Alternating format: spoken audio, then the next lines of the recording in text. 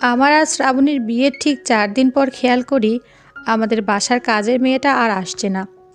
আমি তখন মাকে বলি, মা, শেফালি অসুস্থ নাকি? 2 দিন ধরে ওকে দেখছি না।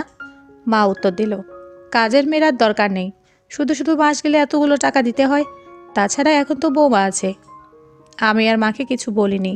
বেলকনিতে দাঁড়িয়ে শুধু ভাবতে লাগলাম, আমার বিয়ের পর মা কাজের মেয়ে বিদায় করে দিল, অথচ আমার ছোট বোনকে বিয়ে দেওয়ার সময় উপহার সামগ্রীর সাথে সাথে একটা কাজের মেয়েও দিয়েছিল। এইসব কথা যখন ভাবছিলাম তখন শ্রাবণী আমার পেছনে দাঁড়িয়ে বলল, তোমায় একটা কথা বলবো। আমি ওর দিকে তাকিয়ে বললাম, বলো। শ্রাবণী তখন মাথা নিচু করে বলল, আমার একজোড়া স্যান্ডেল লাগবে, হিল জুতা পরে চলাচল করতে সমস্যা হচ্ছে। শ্রাবণীর মুখ থেকে কথাটা শোনার পর নিজের খুব লজ্জা লাগছিল।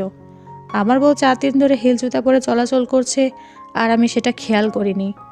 আমার উচিত ছিল বিষয়টা খেয়াল করা। আমি তখন শ্রাবণীকে বললাম, ঠিক আছে, আজকে আমি এনে দেব।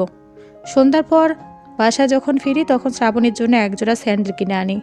কাগজে মোড়ানো স্যান্ডেলগুলো নিয়ে যখন বাসায় ঢুকি তখন খেয়াল করি মা পাশের বাসার আন্টির সাথে কথা বলছে। মা আমার হাতের দিকে তাকিয়ে বলল, কিরে, তোর হাতে এটা কি?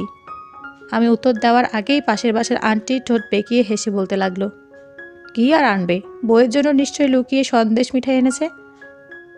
এখন জামাই বউ মিলে দরজা বন্ধ করে খাবে, মাকে দেওয়ার কথা মনেও করবে না। আমি কাগজটা সরিয়ে আন্টিকে বললাম, বইয়ের জন্য 65 টাকা দিয়ে একজোড়া বাটা স্যান্ডেল এনেছিলাম। এখন আপনার কাছে যদি এটা সন্দেশ মিঠাই মনে হয় তাহলে চায়ের সাথে বসে বসে এটাও খেতে পারেন। এ কথা বলে আন্টির কোলের ওপর স্যান্ডেল জোড়া রেখে রুমের ভেতর ঢুকলাম। তারপর শ্রাবণীর দিকে তাকিয়ে বললাম, আন্টি যদি স্যান্ডেলগুলো না খায় তাহলে আন্টি চলে গেলে স্যান্ডেলগুলো পায়ে লাগিয়ে দেখো ঠিকঠাক মতো হয় কিনা। শ্রাবণী চাপা হাসি হেসে বলল, ঠিক আছে। হাসিটা চেপে রাখার জন্য শ্রাবণীর কপালের রগটা নীল হয়ে গিয়েছিল। আমি মুগ্ধ হয়ে ওকে দেখে ভাবছিলাম, একটা মেয়ে এতটা সুন্দর হয় কি করে। ছোট বোনের শ্বশুরবাড়ি যাওয়ার জন্য আমি 3 কেজি মিষ্টি নিয়েছিলাম বলে মা আগে বলেছিল, 3 কেজি মিষ্টি নিয়ে গেলে শ্বশুরবাড়ির লোকজন আমার মেয়েকে নানা রকম কথা শোনাবে। তাই আমি সেদিন 6 কেজি মিষ্টি, 2 কেজি দই আর 1 কেজি রসমালাই নিয়ে গিয়েছিলাম।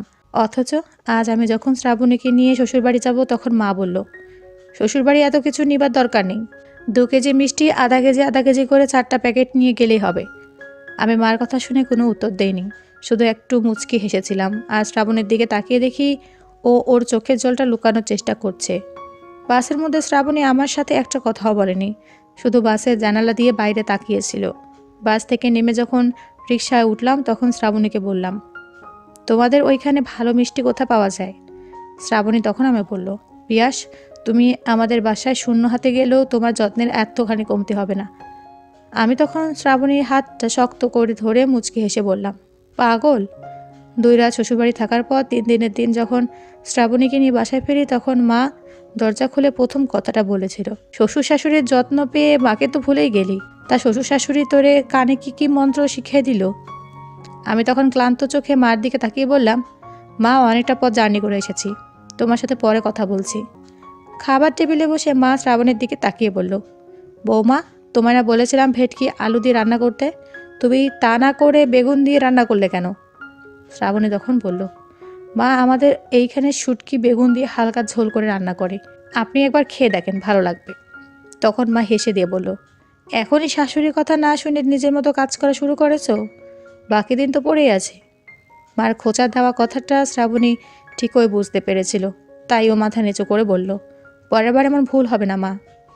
শাশুড়ির সাথে ঝগড়া করার পর 13 দিন ধরে ছোট বোন মালিহা আমাদের বাসায়।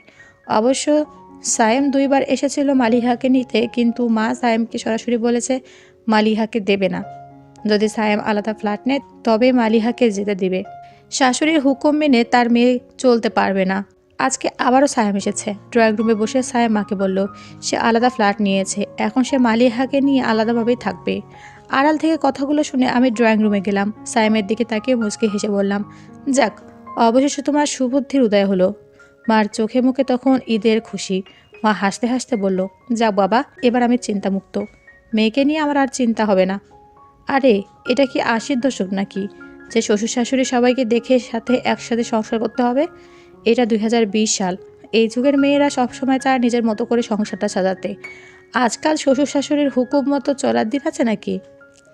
এমন সময় শ্রাবণী নাস্তা নিয়ে ড্রয়িং রুমে ঢুকলো। আমি তখন শ্রাবণীকে বললাম, যাও তাড়াতাড়ি কাপড় চোপড় গুছিয়ে বাবার বাড়ি চলে যাও। শ্রাবণী অবাক হয়ে তাকিয়ে বলল, মানে? আমি তখন কিছুটা রাগ দেখিয়ে বললাম, মানে হলো তুমি এখন বাপের বাড়ি যাবে, আর আমি যখন তোমায় নিয়ে আসতে যাব তখন তুমি সোজা বলে দিবে আলাদা ফ্ল্যাট নিলে তবেই তুমি আমার সাথে আসবে, তার আগে আসবে না। আরে তুমি এই যুগের মেয়ে, তোমারও তো ইচ্ছে হয় স্বামীকে নিয়ে আলাদাভাবে থেকে সংসারটা নিজের মতো গোছাতে। আজকাল শাশুড়ির হুকুম মতো চলার দিন আছে নাকি? শ্রাবণী তখন কেঁদে দিয়ে বলল, পিয়াস প্লিজ। আমি তখন ওকে জোরে ধমক দিয়ে বললাম, যা বলছি তাই করো কি। শ্রাবণী কাঁদতে কাঁদতে অন্য রুমে চলে গেল। মা, ছোট বোন আর ছোট বোনের স্বামী সবাই আমাদেরকে অবাক চোখে তাকিয়ে রইল। আমি তখন মাকে বললাম, বিয়ের আগে যদি আমার বাসায় কাজের মেয়ে রাখতে পারি, তাহলে বিয়ের পর কেন আমি কাজের মেয়ে রাখতে পারবো না? তুমি তো বিয়ে করিয়ে ছেলের বউ এনেছো, কাজের মেয়ে তো আনোনি। আমি যদি ছোট বোনের বাসায় 3 কেজি মিষ্টি নিয়ে যাই, তাহলে সবাই ছোট বোনকে কথা শোনাবে। আর আমি শ্বশুরবাড়িতে 2 কেজি মিষ্টি নিয়ে যাই, তখন কি শ্রাবণীকে ওর বাড়ির লোক কথা শোনাবে না?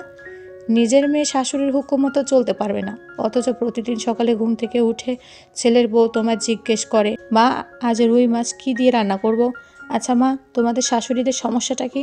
তোমরা কেন ছেলের বউকে নিজের মেয়ের মতো দেখতে পারো না?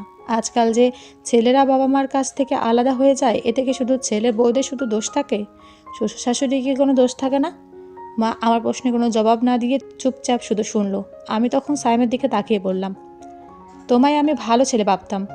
আমি যদি জানতাম তুমি মেরুদণ্ডহীন, তাহলে কখনোই তোমার কাছে নিজের বোনের বিয়ে দিতাম না। বউয়ের সাথে শাশুড়ির টুকটাক ঝগড়া হবে, এটাই স্বাভাবিক, কিন্তু এর জন্য বাবা মাকে ছেড়ে আলাদা ফ্ল্যাটে থাকতে হবে নাকি? বউ রাগ করে বাপের বাড়ি এসে পড়েছে, বউকে 1 দিন বুঝাবে, 2 দিন বুঝাবে, 3 দিনের দিন গালে একটা থাপ্পড় মেরে নিয়ে যাবে। তবুও যদি না চায়, তাহলে বলবে সারা জীবনের জন্য ওইখানে থাকো, আমি তোমার ডিভোর্স দেবো। ডিভোর্সের কথা শুনলে আর কিছু লাগবে না, এমনিতে সুরসুর হয়ে যাবে। সায়েম মাথা নিচু করে বলল, দুঃখিত ভাইয়া, আমার ভুল হয়ে গেছে।